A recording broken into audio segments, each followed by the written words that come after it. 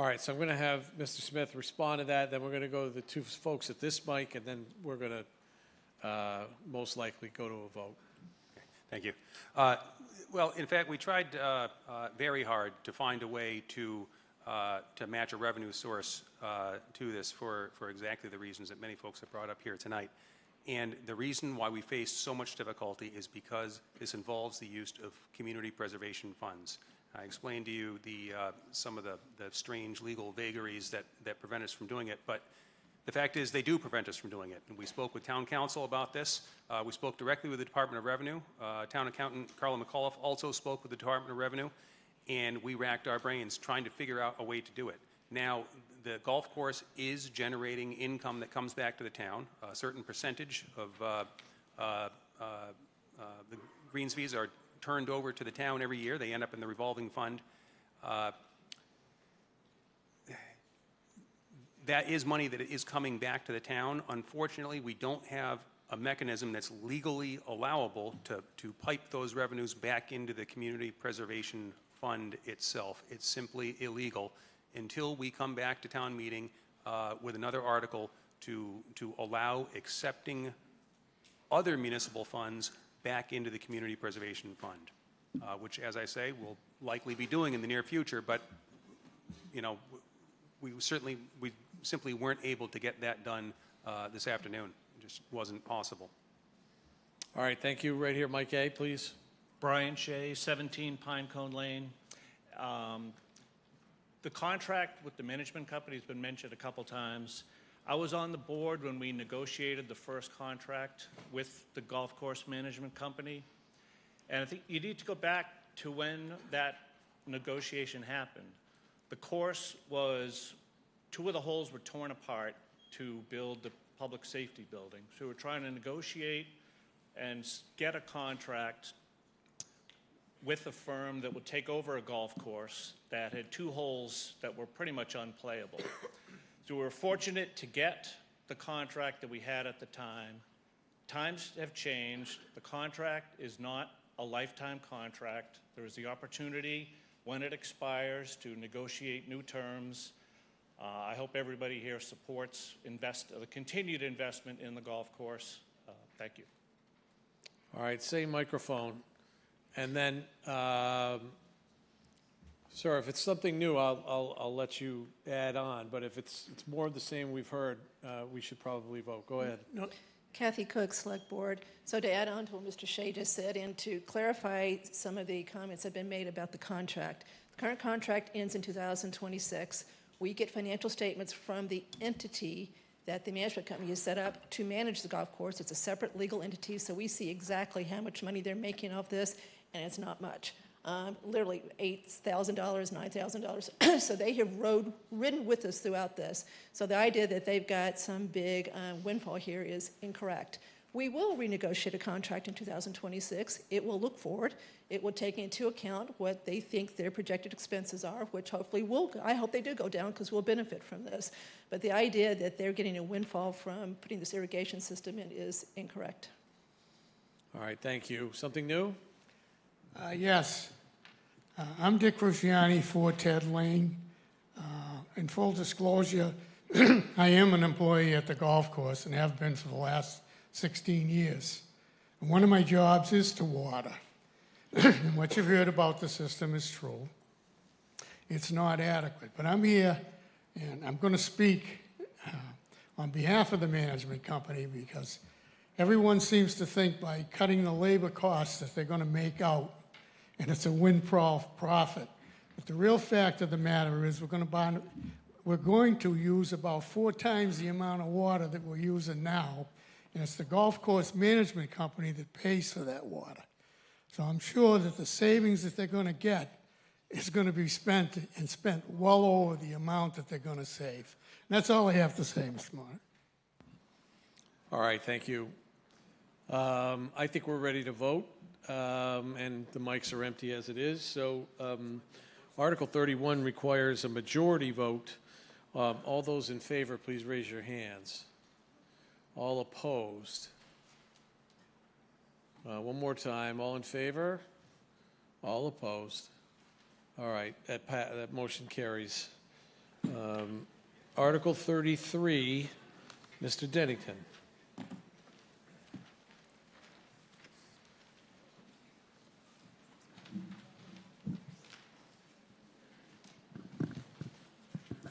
Mr. Moderator, I move the article as printed in the warrant. To receive a second? I did, okay. Mr. Dennington. Article 33 seeks to do two things. First, to dissolve the existing Public Works Planning Board. And second, to make it the case the Select Board is no longer the tree warden. So to the first, there's a consensus that the current Public Works Planning Board is not functioning well. And part of that reason is that it's accomplished what its original mission was. It was originally formed in 1991 to oversee the merger of what was then separate departments that what is now the DPW. And those departments were the Highway Department, Cemetery Department, Water Department, and the Office of the Tree Warden. Since that time, the Public Works Planning Board has met very infrequently and has not been particularly effective. And because it's created by a special act of the legislature, a home rule petition, we also need another home rule petition to the legislature to dissolve it. To the second point, that special act designated the select board as the tree warden, and just in terms of our time, bandwidth, and experience, we don't think that we're the right fit to be making individual decisions about whether public shade trees should or should not come down. I'm pleased that this has been a consensus effort that has generated support from the planning board, the advisory committee, the capital improvement planning committee, and we would ask for town meeting support for this as well. Comments or questions about Article 33? Yes, sir. John Butler, 4 Davis Road. Article 34 touches on similar subjects, but if Article 33 were to pass, you're not making 33 contingent on the passage of 34. Do I understand that correctly? That's correct. Thank you. Just to expound on what Mr. Butler had to say, 33 gets rid of a certain committee. 34 creates a new one to sort of backfill it, but those two things don't need to depend on each other. All right, other comments or questions about 33? All right, requires a majority vote. All those in favor, please raise your hands. All opposed? That passes. Article 34, Mr. Stivers. Thank you. Article 34, I move the article as printed in the warrant. Let's receive a second. Thank you. Mr. Moderator, this article goes with Article 33. This creates the new Public Works Advisory Committee to work with the DPW and the DPW superintendent, who is also supportive of this, to provide a sounding board advice for DPW issues.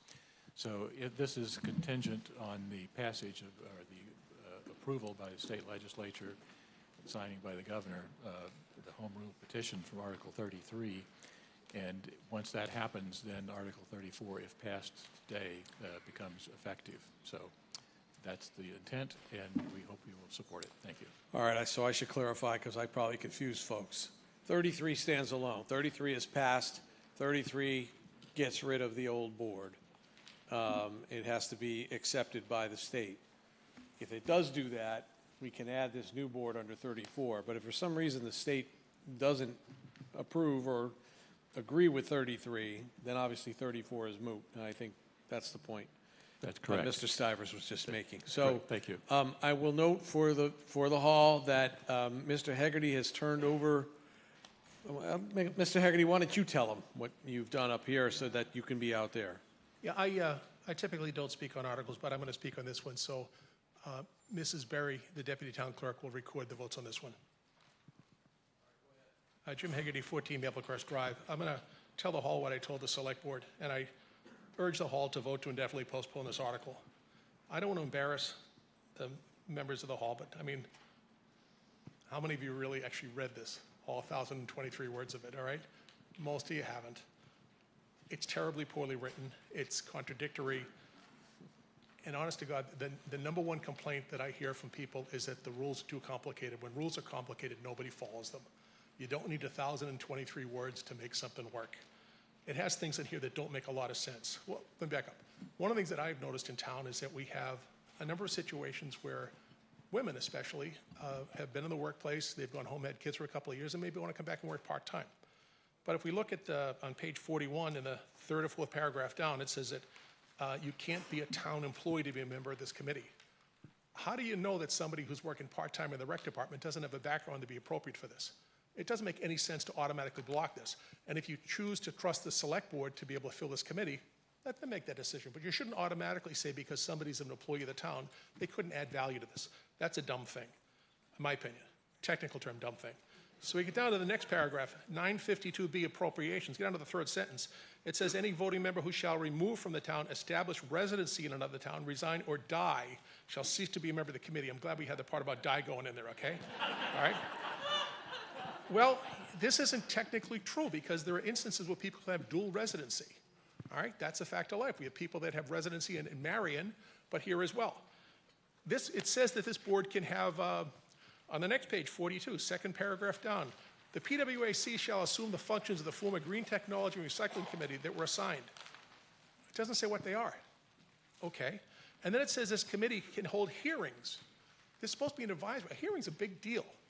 Why do they need to hold hearings? The elephant in the room is former DPW Karen Galligan.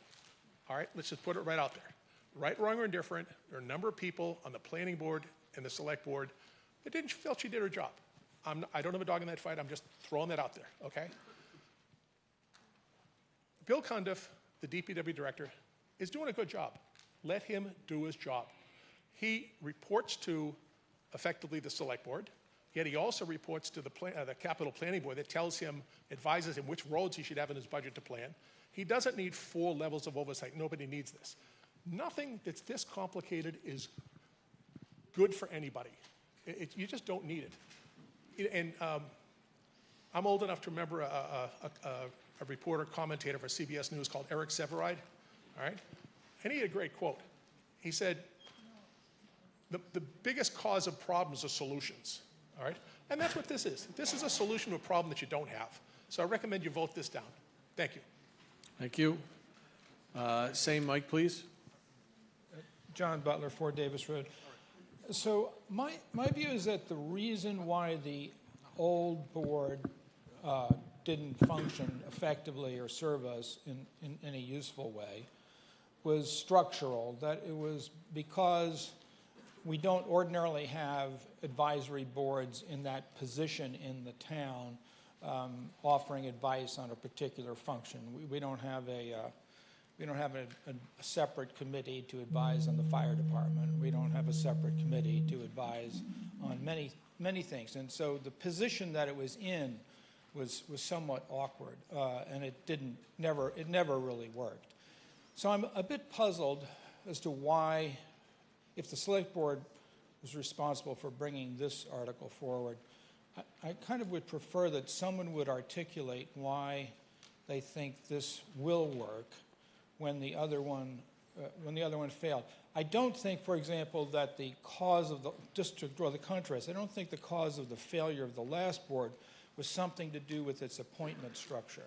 I think it basically was in a funny place in the town government system in which it wasn't easy for it to do a useful job. So I'm just wondering if, since you're bringing this forward, why should we pass this? Mr. Stivers. Thank you. Several points. One, I think that DPW is one of the more sizable departments in town. They spend a fair amount of money, and in many communities, the DPW has advisory boards like this, as a matter of fact. Our current new superintendent, Mr. Cundiff, has actually said that he thinks this is valuable, and he's looking for a sounding board. To the earlier point about hearings, I think there are things that come up for DPW that it would be helpful to have a broader public hearing or public input on. And the mechanism for this board to actually do something like that, I think, would be very helpful. Full disclosure, I happen to be a member of the current Public Works Planning Board, as a matter of fact, have been for the last several years. And I've seen many opportunities where that board could have been very helpful, but for a variety of reasons was not able to provide input to DPW. So it seems to me this is a useful mechanism, and as Mr. Hegarty points out, there may be a few redundancies in here. On the other hand, I think that you don't want to throw the baby out with the bathwater here. I think it does a lot of good things. I think it creates an opportunity for more public input to DPW activities more directly. And in fact, again, Mr. Cundiff believes that having that sounding board for his ongoing activities is a helpful thing. So I believe this is a good thing, and I think that it will be helpful to not only DPW, but to the public as well. All right, thank you. At microphone A, please. Debbie Demiria, 58 Flag Road, a member of the Planning Board, and speaking as a private citizen, but I'm also an appointed member to the Public Works Planning Board. I just want to add that this is a way to get us back on track. One of the reasons I joined Planning Board, and many people volunteer their time for public service and getting involved in our town government, is because they want to make things a little bit better. This, I believe, is a way that we can make things a little bit more transparent. So as people know, there's been some issues with Public Works Planning Board in the past, but if you go online and you look at other towns, our neighboring towns, for example, they have something very similar, but maybe more functioning. Maybe they call it Boards of Public Works, maybe they call it something different. But it's a place where people can go out and find what's going on their road, find out when their road's going to be paved, what about those potholes, what about the water. We've had several things come through town that there were no hearings. Our Public Works Planning Board actually did hold hearings. If you look at some of the minutes from a couple of years ago, Water Tower, for example. We've had a few things go by, like St. Mark's relocation of that street. That's an example that should have come to Public Works Planning Board. The Hopkinton water connection, that's another example that could have come to Public Works Planning Board. So this is a way to put it into local control. We're going to take it out of the current present situation that really the select board will be able to appoint the members, and the members would be working with DPW. I was also appointed as a member of a subcommittee, informal working group, let's call it, with Mr. Tim Litt. Tim has to be recognized because he did a lot of the heavy lifting in writing the warrant article. But between Sam and Tim and I, we came up with what we thought was really the best way to move forward. And really, I think that this is it. It does address some things, but not all things. But really, it's also a step in the right direction. One of the best meetings I think I ever had with DPW was with the new DPW chief. And he said, I love having a board. It takes the pressure off of me. I have a sounding board. And I said to him, I hope you say that at the meeting, but I think he's left. So, that I think is really his showing that he wants this to work.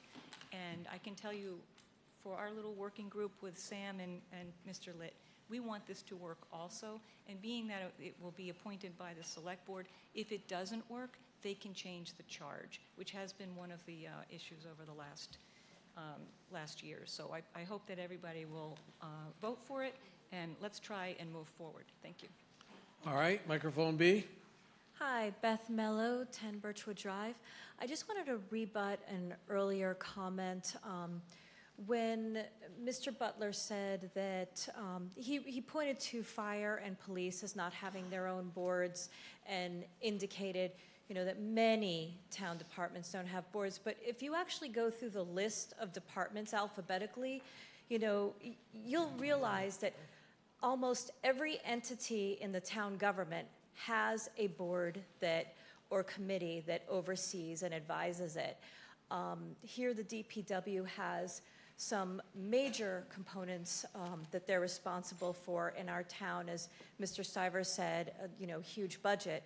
It's because they're covering water in addition to the roads and the infrastructure and the transfer station and trees. And there was a reason this advisory committee was formed. The DPW reports to the select board. If you've ever watched a select board meeting, and believe me, I watch every select board meeting, they have huge agendas, huge responsibilities. They put in so many hours. It's unbelievable. The idea that they would have the time to dig into the details of the projects that the DPW is doing, even the capital improvement and planning committee, they have a role here involved with the DPW, and they do a good job, but they have a lot on their plates too. It's a matter of having a committee that is targeted to the topic and will, learn over time if they don't already have the understanding, and really take a look at the priorities. Just like the library has a board of trustees, the Council on Aging has is overseeing or advising the senior center. Youth and Family Services has the Youth Commission. I could go on and on. You don't want the whole list, but if you look at the town committees and boards and the departments and you line them up, you'll see that police and fire are actually in the very small minority of departments that don't have a direct oversight or advisory this way. All right, we're going to stay on the same mic, just taking everybody in order. Go ahead. Matt Probst, 31 Woodland Road. Sounds like there's a need for this. We need a committee. There's strong consensus by select board as well as advisory and public works. But there's also sounds like there's problems with the language. So I would make a motion that we correct some of the more egregious problems in the language before adopting it. Well, if you're going to make a motion to amend the article on the floor, you need to put that in writing and provide it to the clerk, and you're going to have to be specific. You know. Might have to depend on the clerk for some. I've underlined some of the things that he's outlined, but be happy to do that. Well, come forward and you can put that in writing. In the meantime, we'll keep going over here. Microphone A. John Bartolini Jr., 4 Wire Circle. Just a point of order here. Did Mr. Haggerty ask us for he said to withdraw that? Was that a motion, or was he just asking the selectmen to withdraw it? So he spoke first, and I don't know where we're at. I didn't hear a motion. When he urged us to vote against it, I guess somebody's telling me. Yeah, I think he was urging you to oppose it, but not a motion. I didn't hear a All motion right, either. I agree with the language here. I agree that it should probably be withdrawn and the language should be worked on a little more. I'm looking here under one of the paragraphs. It says the PWAC shall not manage or direct the superintendent, and then underneath it says, but he shall assist the superintendent. So I'm kind of confused as when it's an assistant, a direction, or working with. Or do you talk to him, or does he call you up? It is ambiguous. It really is. So I think that it probably can come back in the spring or the fall. All right. We're still over here, and then we're going back to microphone B. Go ahead, Mr. Butler. Yeah, I just wanted to clarify that I'm not unalterably opposed to this article. I think giving it a try again can make some sense. I just wanted to hear someone articulate why they thought this would work when the last one failed. But it's not a terrible thing to try again. It's going to take him quite a while to adjust. A ringing endorsement, thank you. Over here. Okay. Sorry, me? Yes, microphone B. Thank you. Cass Mello, 10 Birchwood Drive again.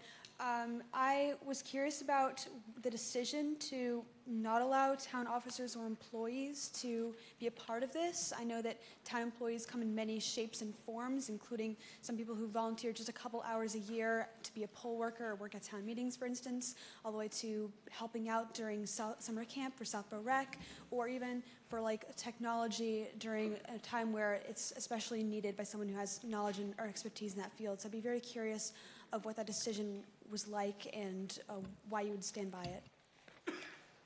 I think Mr. Litt has some background on that. He's the author of that one, so I would defer to him on that. All right, so the question is, why the exclusion of town employees and volunteers? Sure. Tim Litt, 148 Woodland Road. I do plead guilty to writing this, and I will point out that there is very similar language in other articles that, in fact, people who've spoken against this have supported. In terms of town employees, that's a provision that we've put in to ensure that the committee is independent. We prefer that people not feel that, gee, they're saying something that their boss might not like. And since the DPW superintendent is an ex officio member of the committee, we did that. We did a similar thing with Municipal Technology Committee and with other committees. All right, thank you. Back over here to A. Patricia Burns-Fiore. I am one of the few people that did read this article. I agree with Mr. Hegarty that it is overly complex, and I would like to make a motion to indefinitely postpone this, have it rethought and brought back for the fall town meeting. All right, motion to definitely postpone, and I heard a second. Indefinitely postpone is the equivalent of defeating the article, requires a majority vote. I think there's great value in a committee like this, and I am fully in agreement with the last article that we did approve. I just am not in favor of the language, nor in favor of amending it on the floor, because you're not going to have enough time to think about it and fully digest what the changes are for an amendment. I think it's better to bring it back in the fall. All right, so a motion to definitely postpone is equivalent of defeating the article for purposes of this town meeting. It does require a majority vote. We would be defeating the article as currently moved. Obviously, there's perhaps an amendment that somebody's trying to pull together, but that would not be part of what we're voting on now. All in favor of indefinitely postponing Article, 34, please raise your hands. All opposed? All right, all in favor? All opposed? That's some tired arms the first time around. That definitely passes, so Article 34 is indefinitely postponed. Article 36, Ms., I guess, Ms., no, 35, oh yeah, we did, we held 35. I got you. Article 35, who's got that, Mark? I do. Article 35, Ms. Landry. No, it's Ms. Cook. Oh, well, she's standing up. It was confusing. That's all right. Ms. Cook, go right ahead. So, I move the article as printed in the warrant. Receive a second. All right. Ms. Cook? So I'm not sure who held this one. This one's pretty simple. The Capital Improvement Planning Committee has requested that we reduce their membership from 7 to 5 to give them a chance like other committees. This is not the first time this has happened. We have trouble staffing committees sometimes, so this gives them the ability not to worry about a quorum as much as they have in the past. They specifically requested that. Select Board supported it. Advisory supported it. So I'm not sure who held this and what the reason was. Is there any comment or question on Article 35? All right. Seeing none, this requires a majority vote. All those in favor, please raise your hand. All opposed? All right. That motion carries. Article 36. Mr. Stein.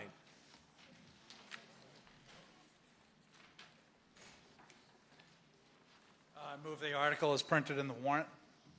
To receive a second. And we have some slides which I'll briefly run through. 5 minutes, brother. I think.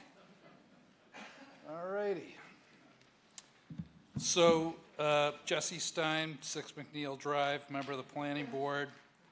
And the article, that's fine there, is to add the phrase downtown district to supplement business village district throughout the town code where appropriate. Next slide.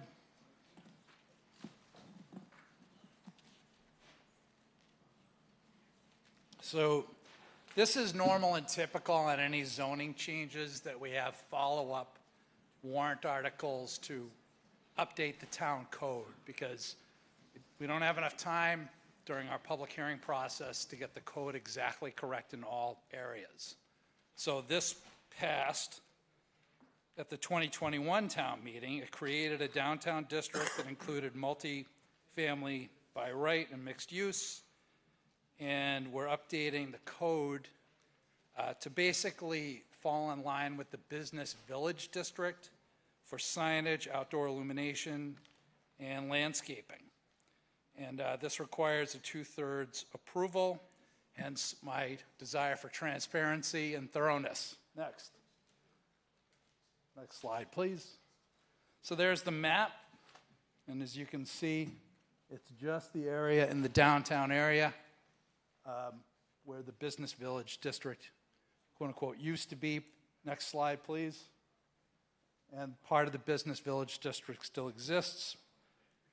Next. And then we can run through, I won't go into too much detail on this, but it pertains to the areas of the code where there is, where appropriate, schedule of use regulations, signs, we just added, and downtown district, in addition to business village district. Next slide, please. There's the stuff for the signs. Next. Illumination and landscaping. I think I'm well under 5 minutes. Thank you.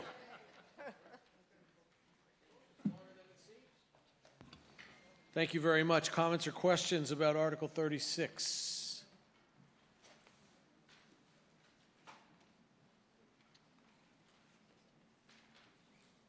Patrick Stanton, 24 Main Street. Just so we're clear, there's no changes here. It's just more of a clarification of a previous vote. That is correct. Okay.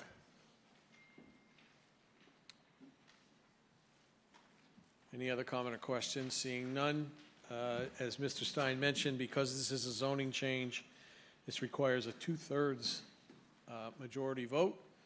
All in favor, please raise your hands. All opposed? I declare a 2/3 majority. Thank you, Mr. Stein. Article 37, Ms. Landry. I move Article 37 as written in the warrant. All right, Ms. Landry. It's pretty self-explanatory. It's adding some language that maybe Mr. Williams can speak to it since he's the ZBA. Who? David Williams? Mr. Moderator? Yes, go ahead. David Williams, Chairman of the Southborough Zoning Board of Appeals. Yet, Ms. Landry's right. This is really just addressing what was identified as a gap. We don't have a time limit on special permits, so the modification is just it actually complies with Mass general laws in terms of establishing a limit for a special permit before it will lapse. Okay. Comment or question? Microphone B, please. Yes, John Bartolini Jr., 4 Wyeth Circle. I'd like to make an amendment to the bylaw. And in the first sentence on page 44, I'd like to remove the word single. Can he do it? Yeah. Jay, can we put that up?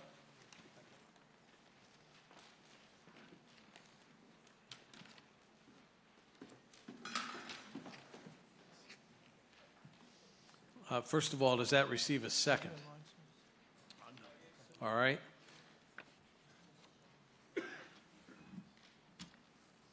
Give us a second. We'll put it on the screen.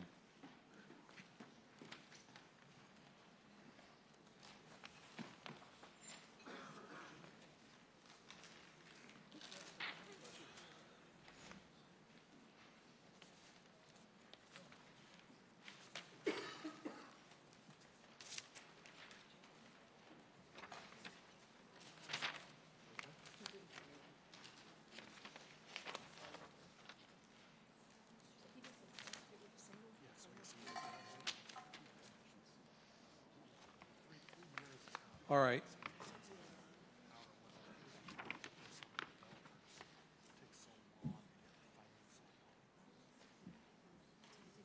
Are we putting something up? Oh, okay.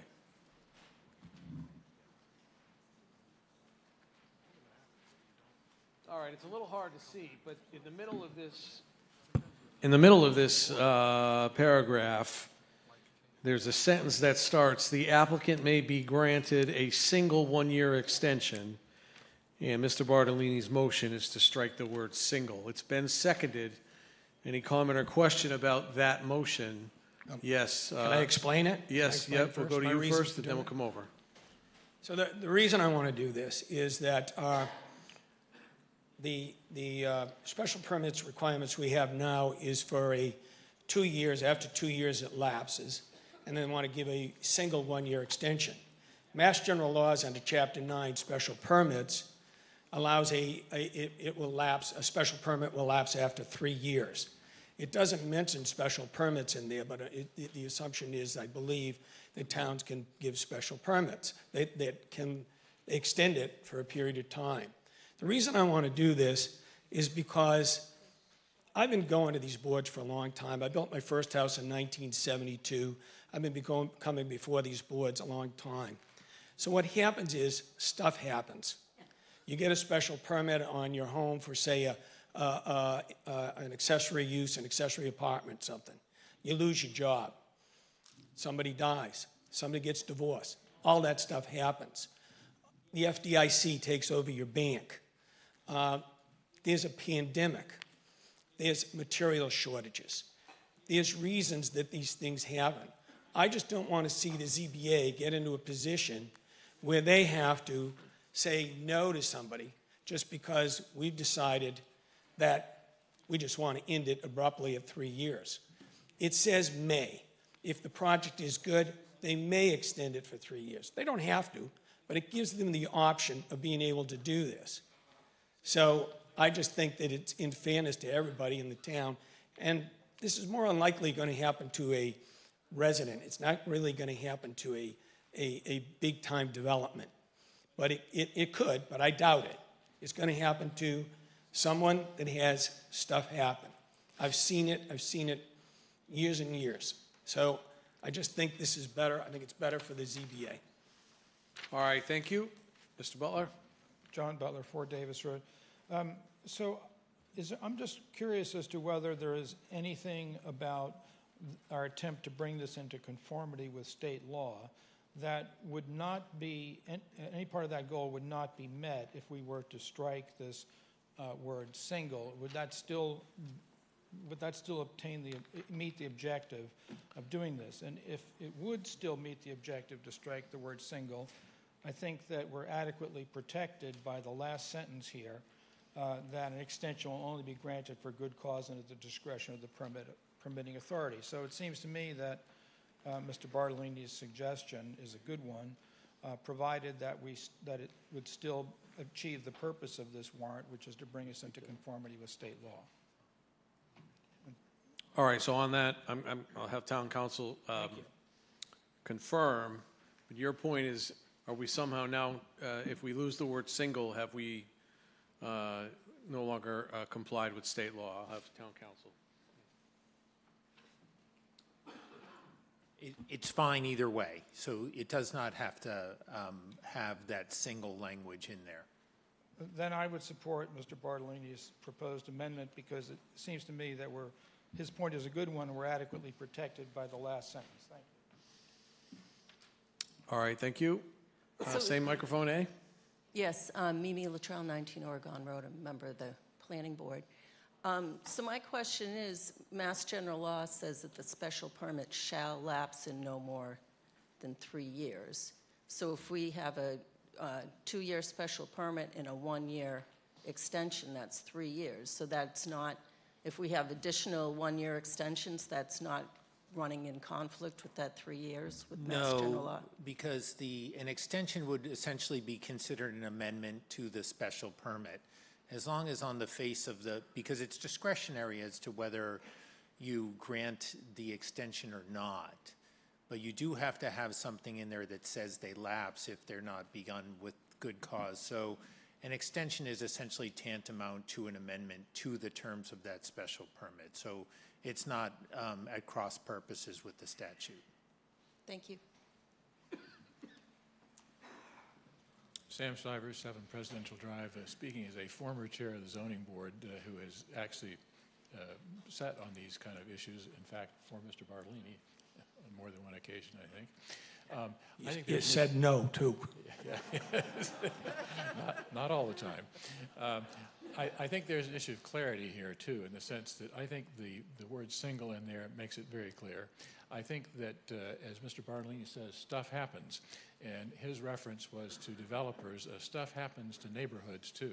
So if you have a situation where a special permit is issued, things change in the local environment, I think it's reasonable to have the applicant come back for renewal or an additional pass at the special permit, because again, you can't predict what's going to happen in the future. Maybe the conditions that existed when that special permit was granted are indeed different or sufficiently different that it's a different issue. So I think that for protection of the public, the word single is very useful here. Thank you.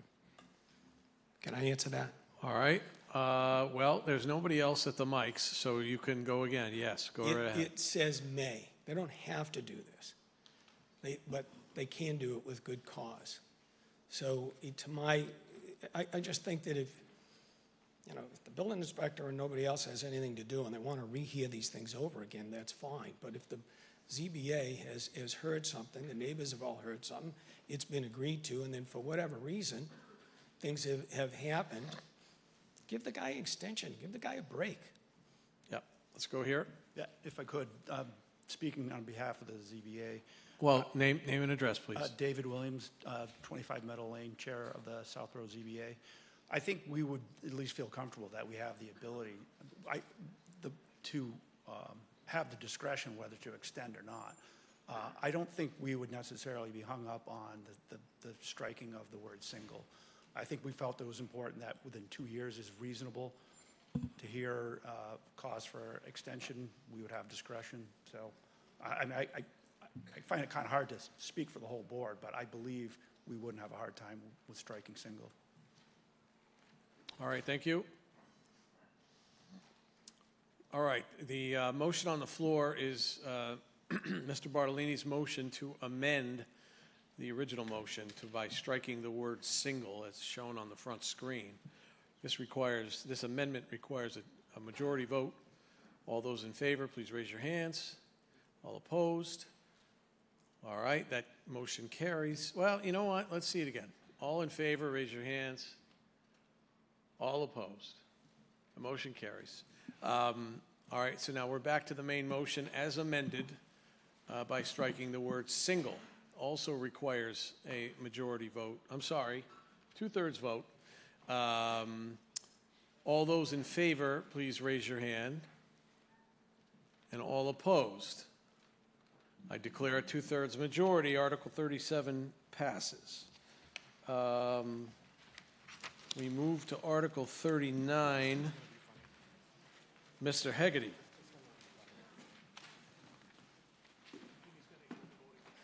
What's that? Yeah. Yeah, Ms. Barry will be doing the vote tabulation for this article, obviously. Jim Hegarty, Town Clerk, 14 Maplecrest Drive. I move the article as printed on the warrant. So receive a second. Thank you, Mr. Hegarty. The gist of this article is a section of the general law, Chapter 41, Section 19K, that allows a stipend of no more than $1,000 a year to a town clerk that has obtained a certain amount of training and certification by the Massachusetts Municipal Town Clerks Association and taken their test.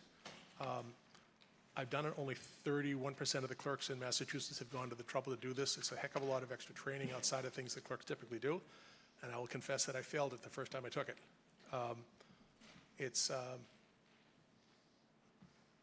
think it's a good thing to do, and I'm not going to be here forever, and I think it sets a standard for whoever my replacement is, whenever that is.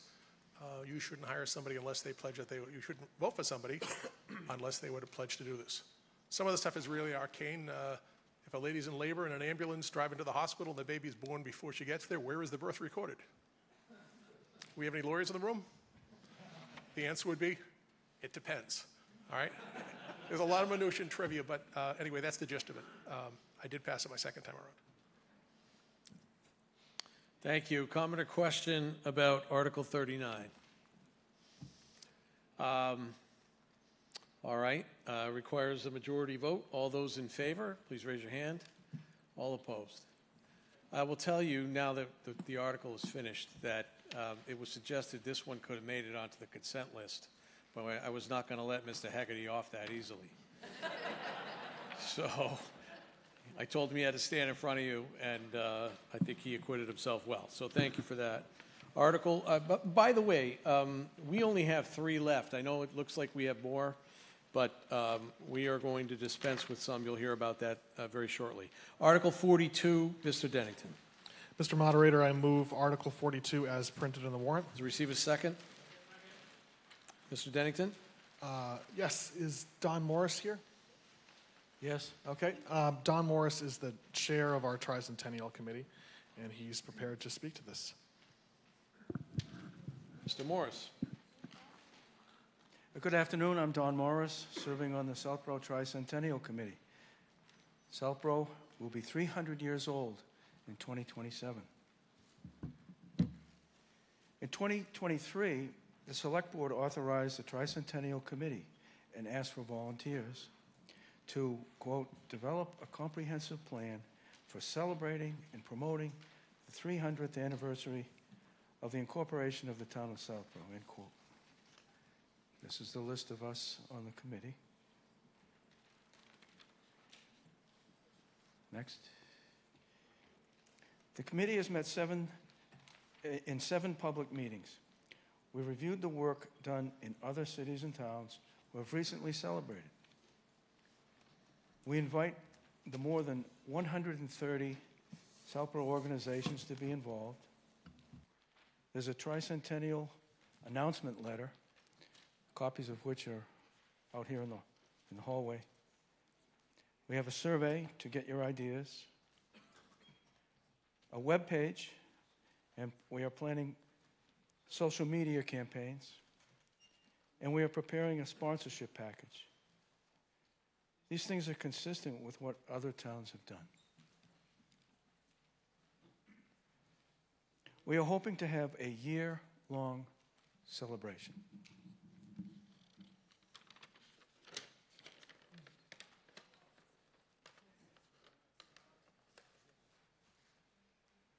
Title VII, the Commonwealth of Massachusetts has authorized cities and towns to appropriate funds for anniversary celebrations, and we are within the 5-year window.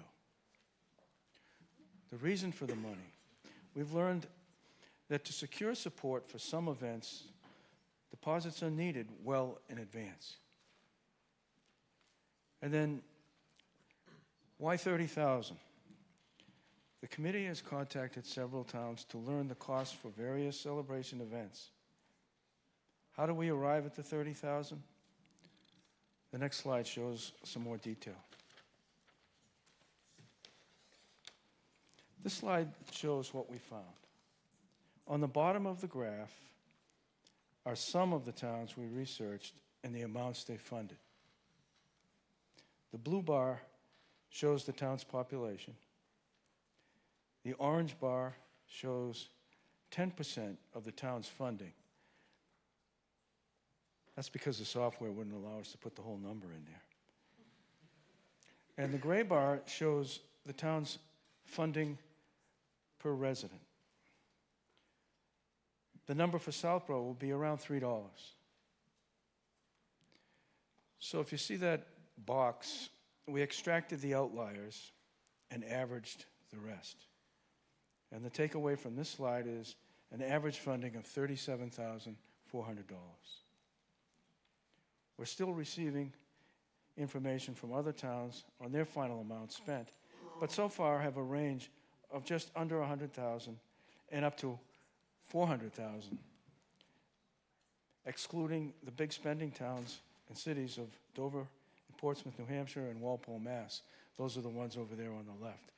They really had huge budgets. We feel that our request for $30,000 is reasonable and appropriate. This appropriation will show that Southborough is serious about having a good and proper celebration and will encourage donations and sponsorships from businesses, organizations, and citizens. It's seed money that assures potential donors that there will be a celebration and their contribution will make it better. Any money left over will be returned to the town's general fund, or using the terms in the state law, shall be transferred into the treasury of such town.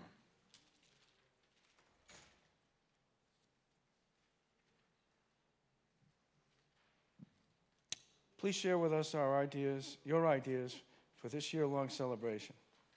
We invite you all to participate in the survey.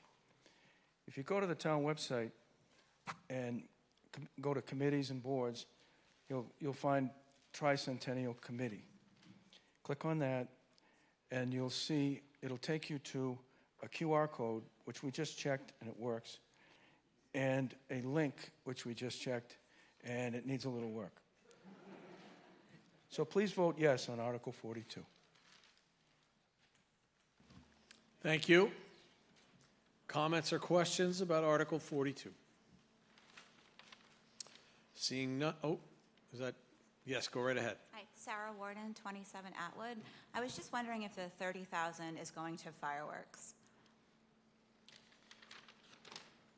We haven't got it yet. Actually, our initial plans are for fireworks for sure. Parades, or a parade, a gala.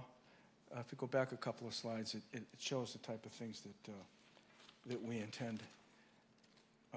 Is your concern whether there are fireworks or not, yeah. or is it your concern that It's we're paying for them? It's the $30,000 going towards fireworks, which I don't support because of what it does to wildlife and people, and I just have concerns about fireworks in general, so I was just curious if it was $30,000 towards, any of it was going towards fireworks. Again, we haven't nailed down the actual events or when they will be, although there will be competition in 2027. The town of Shrewsbury also turns 300 in 2027, and there's a few other towns in Mass.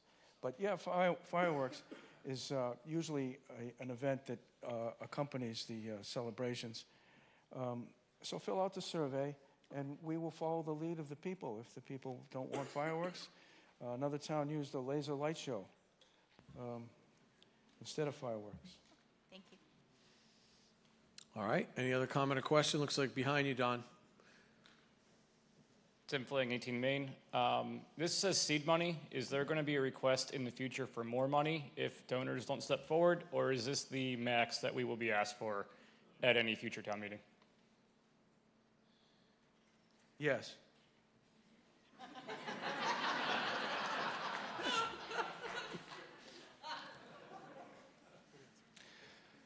We've seen in other towns where the initial appropriation was all they needed, and then the donors stepped up and sponsors, and that was it.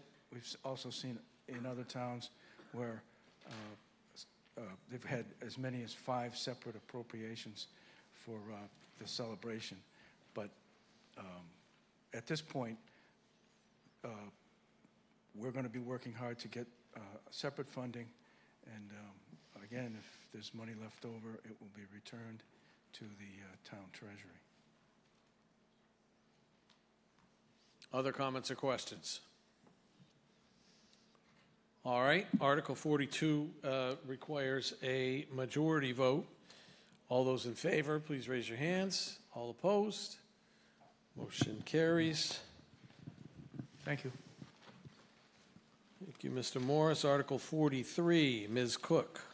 I move the article as printed in the warrant. To receive a second. Second. All right, Ms. Cook.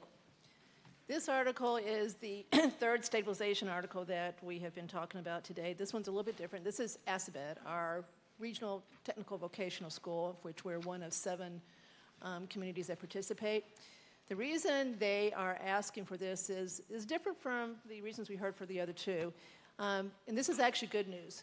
In the past, they did not fill that school with students from the 7 communities. They would allow, because they didn't, they would allow students from other towns to come in, pay tuition, and come there. So this is pretty striking. In the 9th grade, right now, there's 0 students from out of district. We have filled up the slots there from the 7 communities, so the school is much more popular than it was with the communities in our area. If you look at the senior class, they've got 66 from out of district. Look at the junior, it's 48. The next one is 18 and then 0. So they're not collecting the out of district tuition that they did since they were opened. So they don't have the money coming in from that they use to fund relatively smaller capital projects. They also had some grants that came in that they used. So they're looking for a new way to fund relatively smaller capital projects. These are not the big ones where they redo the whole school, which they would have to come to all 7 towns. So they're trying to avoid having to come to all 7 towns to have to get relatively small capital projects approved. Southborough is only a small piece of the school. Marlborough is a huge piece of it, so we're a small piece of it. So that's the reason that Select Board did support this one. We really did feel it was a lot different from Algonquin, which is we're only 1 of 2. And we felt that their reason was different than where Algonquin was. So we did support approving this article. What's that? And advisory did not, so let me make that clear. So they're just the opposite. They voted, I think, 0-6 against. We voted 5-0 to support. John Butler, 4 Davis Road.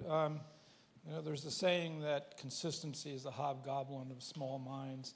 So I don't want to get tagged with that. And I'd say that we're 3% of our money portion of Assabet is 3%. And although all the same reasons apply that I discussed before, for 3%, having a conversation with 6 other communities is not worth it. We're just too small. And so I think we may as well go ahead with this. Thank you.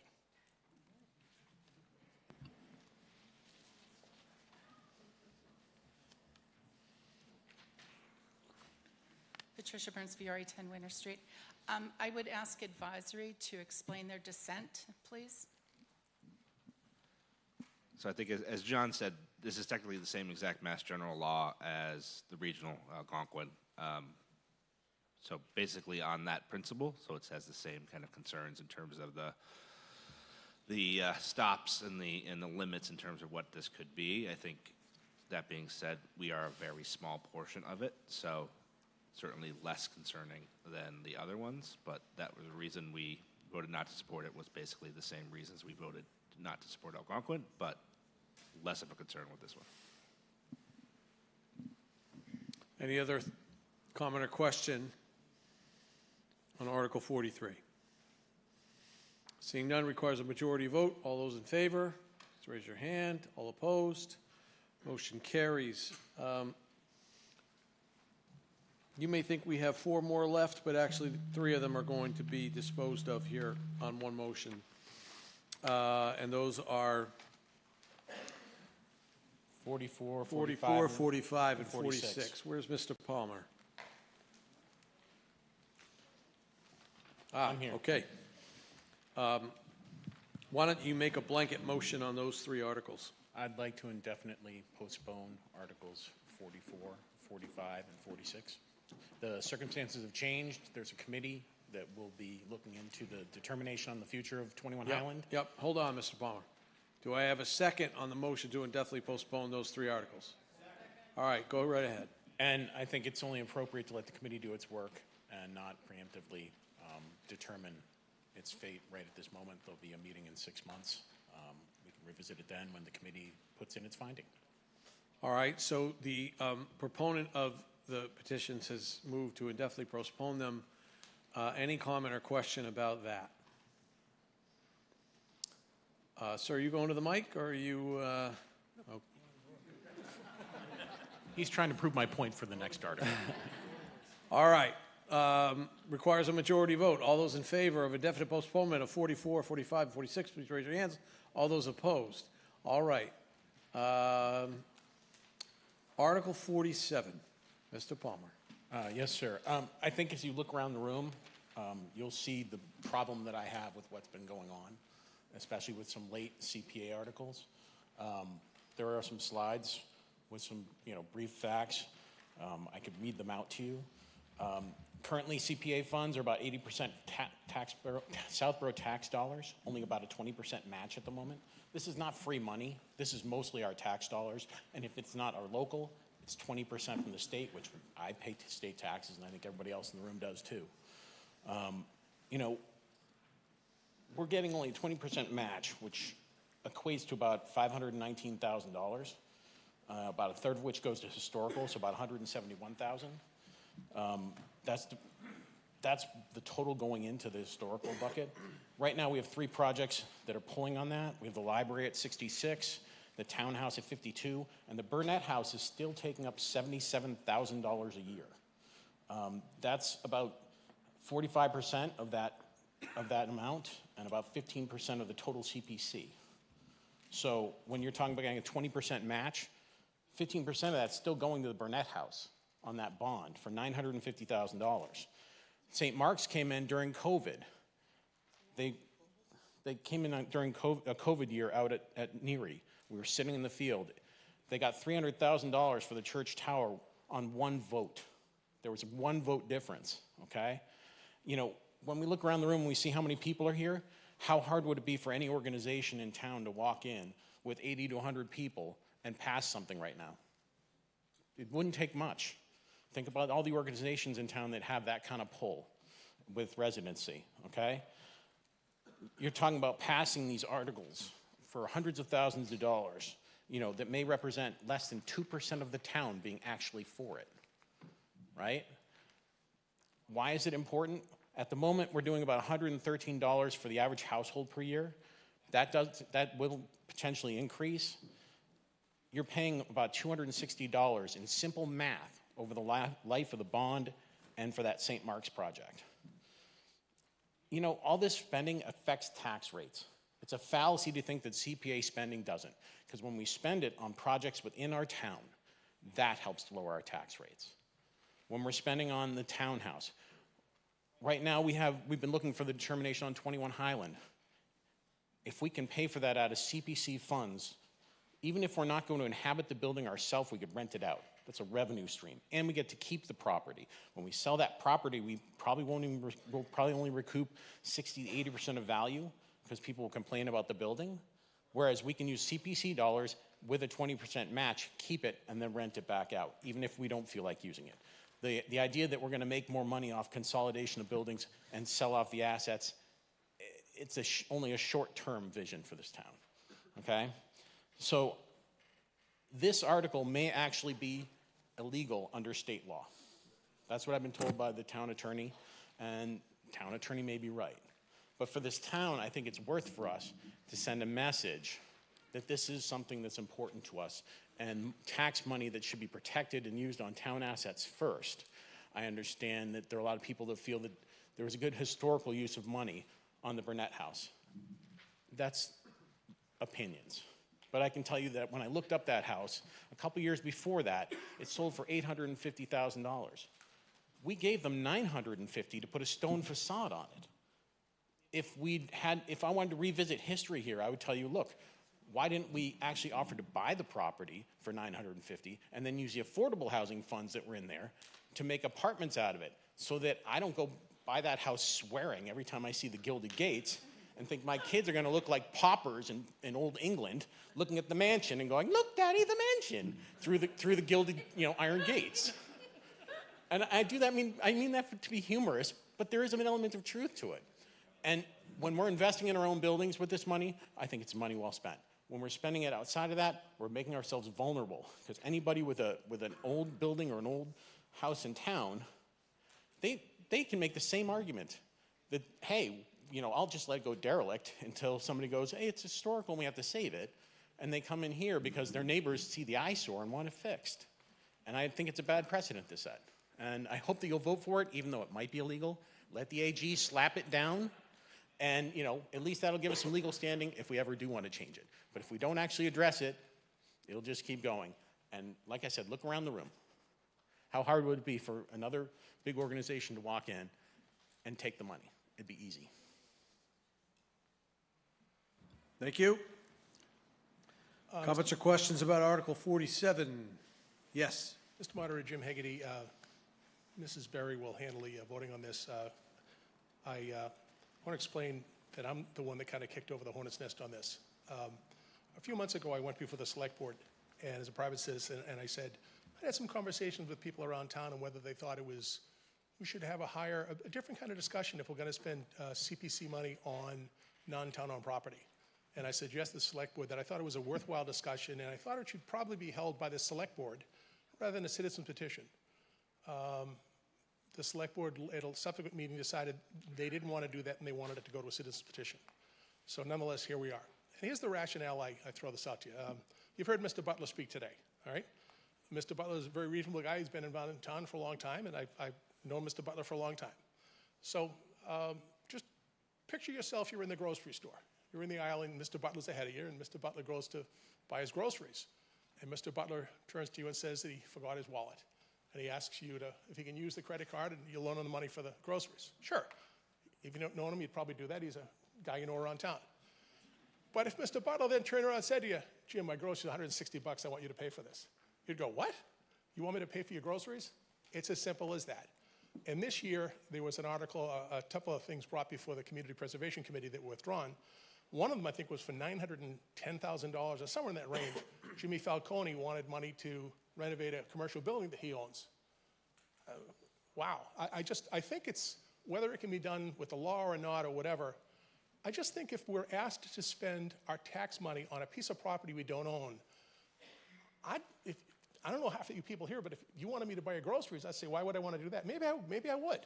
But you give it a second thought. And I just thought it would be good for us to have that kind of a conversation. Now, right now, there's a 1% surcharge on your taxes. You're going to be asked in the next year, I'm going to the bank on this, you're going to be asked to raise that to 3%. That's coming, okay? Whether that's right, wrong, or different, you'll make the decision. But these are big numbers, and there's a lot of money that builds up in these funds. I just think if we're going to be asked to spend money on somebody else's property, we ought to give it more thought. I know my wife would shoot me if I bought your groceries. So that's how it came to be, and that's how Mr. Palmer heard me speak before the select board, and he brought this forward. So that's it. Thank you. All right, let's go over here. Matt Probst, 31 Woodland Road. It says here that select board and advisory were not supportive of this. Could I ask, was that unanimous, not in support?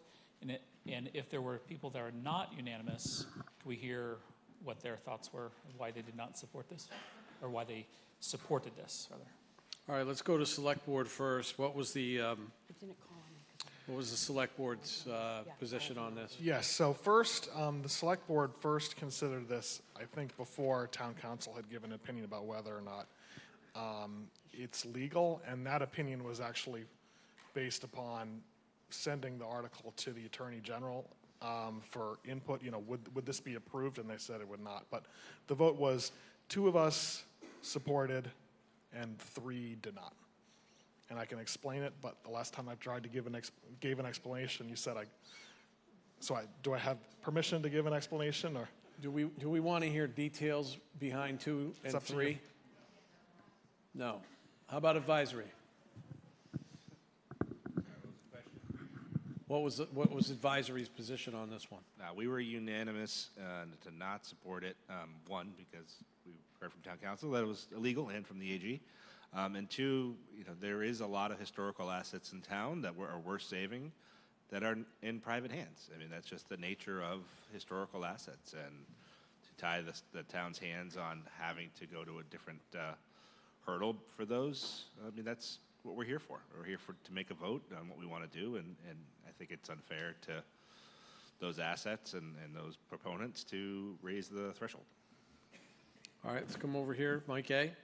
Freddie Gillespie, 78 Southville Road, speaking as a citizen. Although I served on the CPC for many years, and I actually had been part of this Southborough Citizens for Community Preservation ballot question committee that got CPA enacted, and have been very engaged in learning all about CPA attending an early Community Preservation Act Institute, so I've been taught by some of the best in the state and have even been asked to give presentations for the Commonwealth. So I would say that this typically comes to play for historic projects. And as you've heard, most of our historic resources in town are in private hands. And if you want to become, one of the things why we enacted CPA was so we don't become any town USA. So that if you're dropped into Southborough, you know that you're in Southborough, a town in New England. And you don't look like every other town across the country. And that's because of our unique buildings and landscapes. And if we can't trust town meeting, I mean, look at you. You're here. It's a Saturday. I trust town meeting. If there's a warrant article that's really not in the town's best interest, it's in your interest to get, thinking that the big bag boogeyman's going to get all their friends to come, get your friends to come. Vote your way. We're all responsible. And I also want to say I have great confidence. Mistakes are often made, not often, can be made in any organization. But I have confidence in the detailed work that the Community Preservation Committee does. Notice that the aforementioned $900,000 project for a commercial building is not on the warrant tonight. Could it come back? Only after deep detail investigation. I don't know that it would actually meet the requirements, but I also know the CPC is looking at more investigation into agreements and for private property, because there's a whole nother level of the anti-aid amendment that the state requires that's going to come into play more significantly for any of those types of projects. But if you don't have the ability for the same level of approval as you do for any other project, you're going to be really hamstringing the ability to preserve historic resources. And I would say on the, you can like a project or not like a project. The 84 Main Street, that wasn't just for facade or anything. It preserved the landscape, the setting. That was going to be subdivided and torn down. The option to buy it was not on the table when we purchased the preservation restriction. Personally, I don't like the gold gilt. And, I maybe wouldn't vote for it today, but at the time, we thought it was the right thing to keep that connection to our heritage there. So I would urge you to vote this down. I'm sorry I even have to give this because I'm pretty sure it's illegal and the state's not going to allow it to be there. But I thought someone should actually speak in favor of why you would want to sometime in the future be able to fund a private property that didn't pass the 2/3 vote. All right, thank you. Over here, please. John Bartolini, 4 Wyeth Circle. I kind of agree with Mr. Palmer here, but I'm going to add a little fly to the ointment. The CPA, Conservation Preservation Act, I think we're out of scope with the original town meeting. Originally, we were told we were going to get matched dollar for dollar by the state, and that hasn't happened, which means that what we were sold, we really aren't doing. And that was voted at town meeting. So, in my opinion, there's something wrong with that.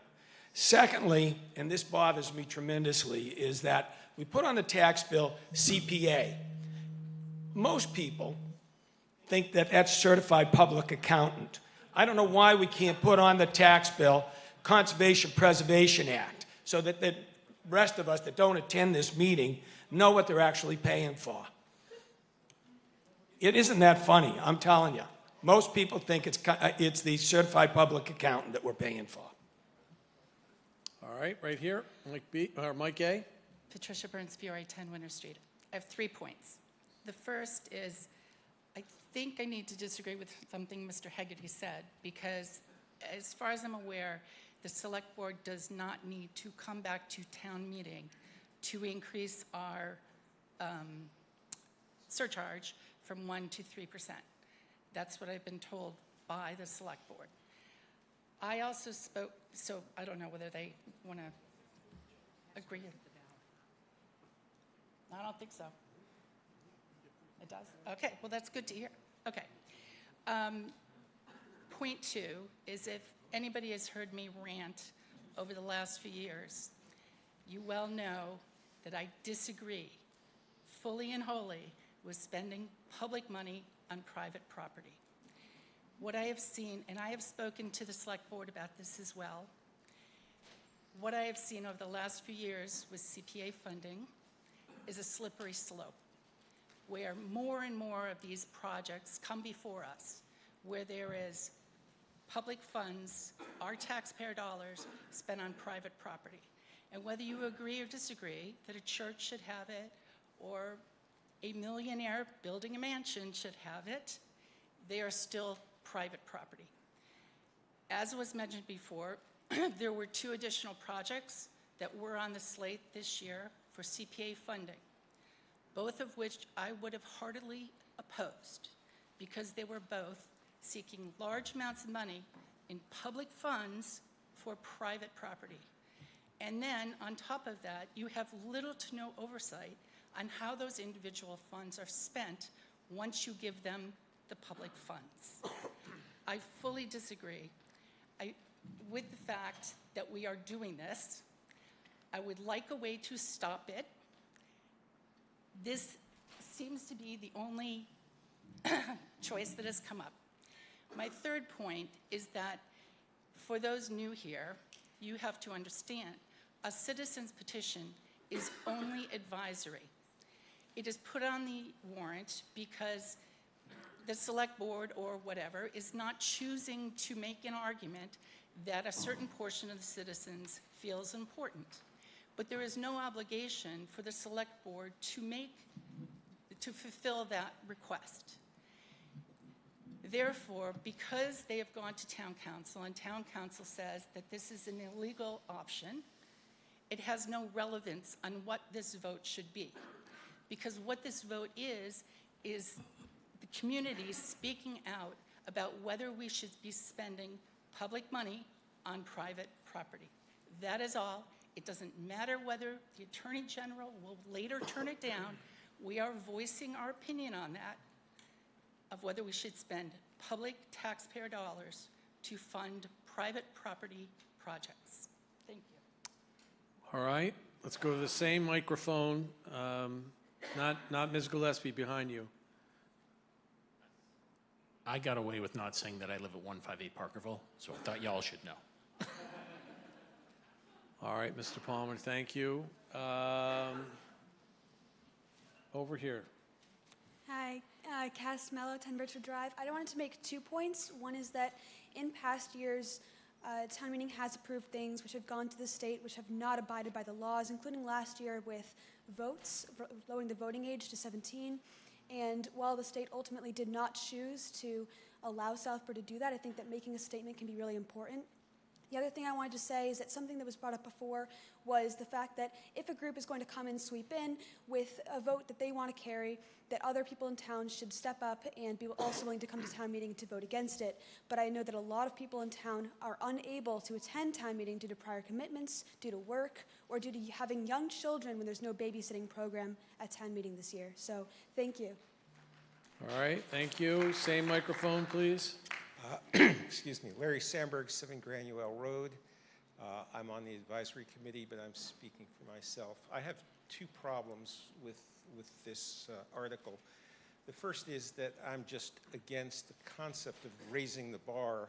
It makes it feel like, well, I've lost some votes that I don't like, so I'm going to make it harder for the next vote to go through, and that seems like a problem to me.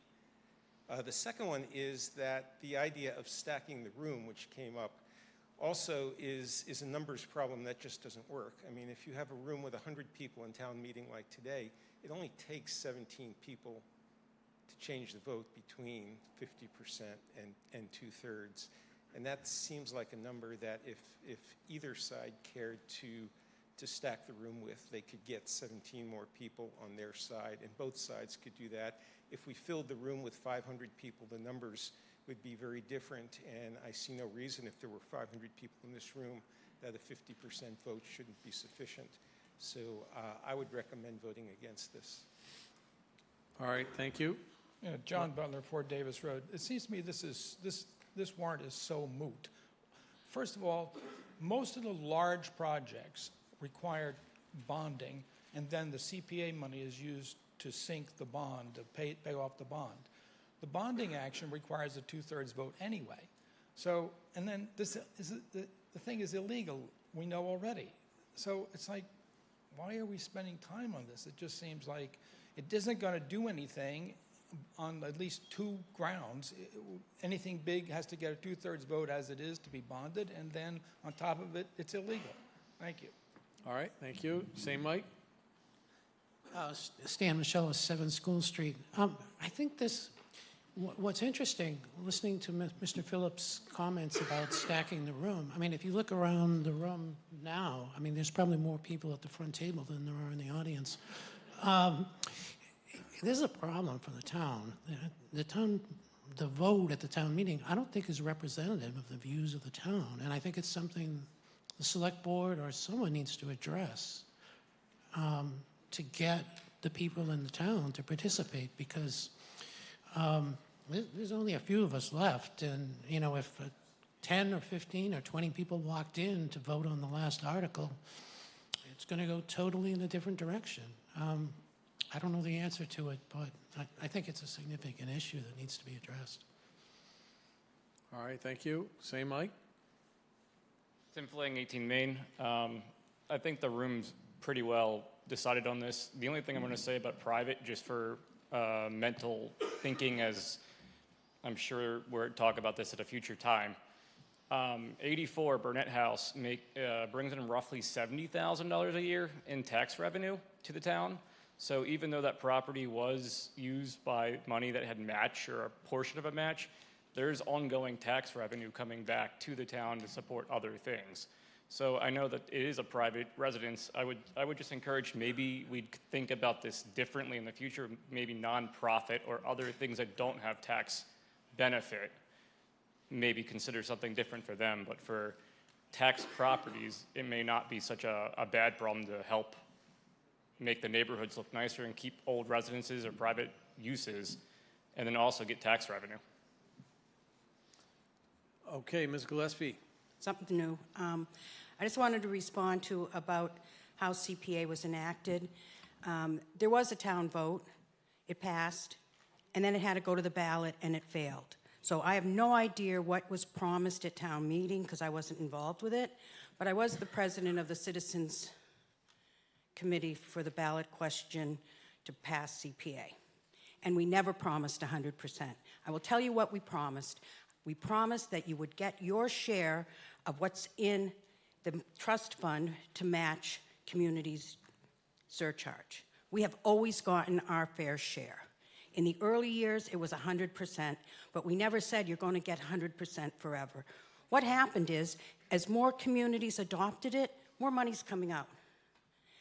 At the same time, the funds going in are dependent on transactions when people buy and sell property. In a hot real estate market, more money goes in. In a low real estate market, less money goes in. But all the time, more communities are adopting it and pulling out. The state is committed to raising the rates. Every year, there's lobbying and work that's done to keep it up high. But then what happens is a new community like Worcester comes and draws a lot out, so it goes down, so it takes a little time before it goes back up. But I don't know anyone here who wouldn't be running out to the bank if they all of a sudden, Middlesex Savings Bank said you're getting 20% interest on your deposit. So I look at it that way. We get what we were told, and it's still a significant amount of money that helps pay for things that don't typically get funded through regular budgeting. So thank you. All right, any further question or comment about Article 47? All right, this requires a majority vote. Before we take this vote, immediately after, I'm going to call for a motion to dissolve this meeting, and as you leave, your wristband will be cut off and your clicker will be collected. Please do not leave with it or leave it at your seat, whatever. Let's just support what Mr. Hegarty has done so well for us with that regard. So, majority vote. All those in favor of Article 47, raise your hands. All opposed? All right, the motion fails. Do I have a motion to dissolve the annual town meeting for 2024? And seconded? All in favor? Thank you all very much. Really, really good job.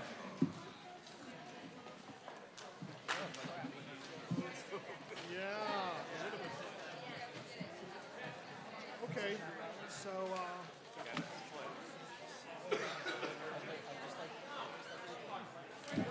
was a pretty sleepy meeting, but, the dispatch thing, I just don't like, and it's hard to respond to just personalizing, projecting this personal, emotional, it's just not really, it forces you to come up and be a totally whole person. I mean, Andrew made a good point. You could have someone like in a situation where they die someone well athletically. You could say, oh, life is, you can't put a price on that, you should have thought it.